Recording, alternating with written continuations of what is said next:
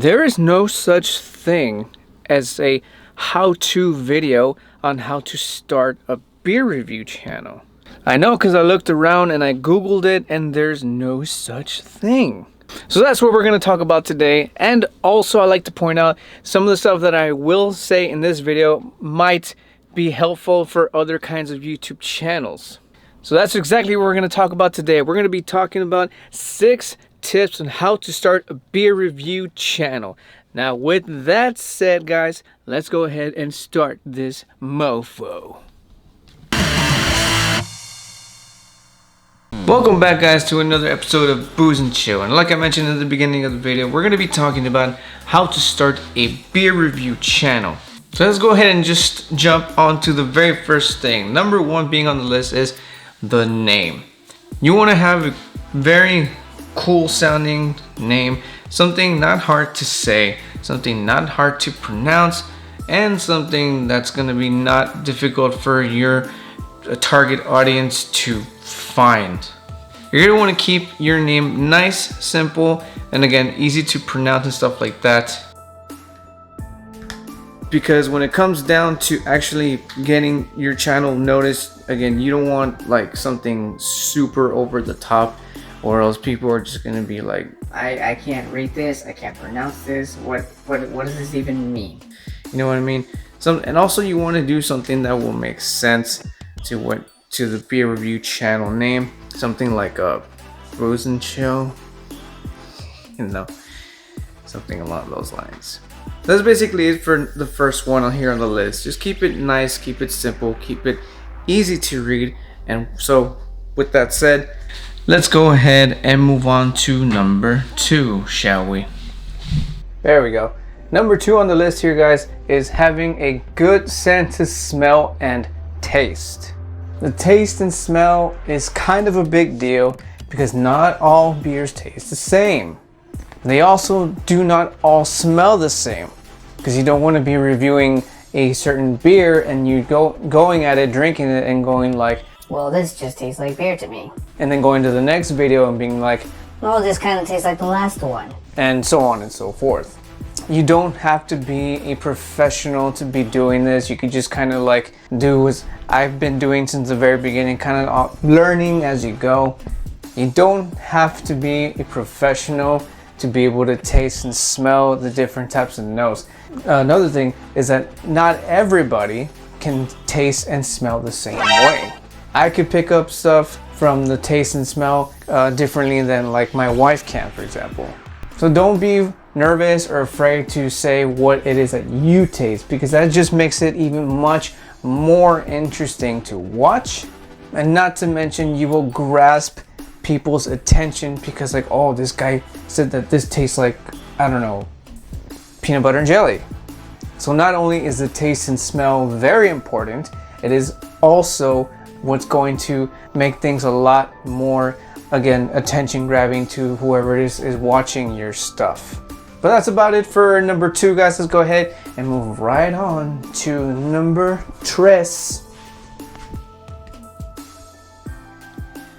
And now for number 3, guys. Number 3 here on the list is be adventurous, guys. There is literally thousands and thousands of types and brands and breweries out there that you want to look at. So don't just stick to just one thing. You got to keep that open mind. There's so many beers out there in the world that you just you can't miss out on that shit. You don't want to be that person who just reviews that one favorite beer of yours, because if that's the case, then it's like, why even do it, right? Why even do it?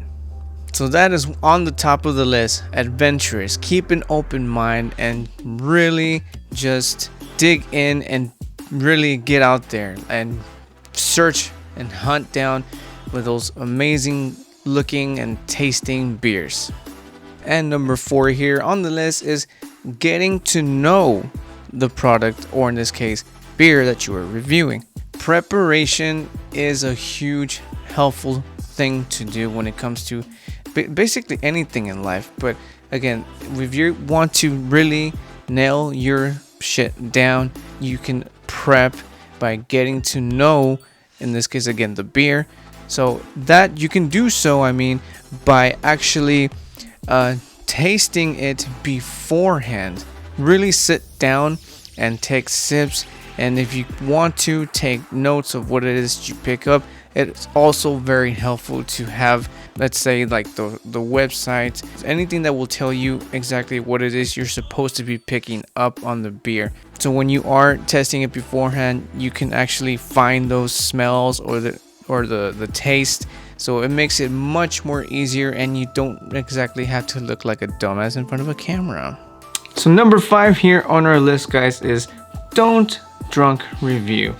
There's really not, it's pretty self-explanatory, really. I mean, if you're gonna review anything, especially beer, don't get high on your own supply is what I'm trying to say, because it's not gonna help out anything if you're just going to be completely shit-faced. You're not gonna be able to do anything. You're not able to review. Your taste buds are out of whack. Your smell is out of whack. And you're just gonna be all over the fucking place. Another helpful tip is know your tolerance also, because you don't want to be in the middle of reviewing something and you just completely losing yourself in the middle of it.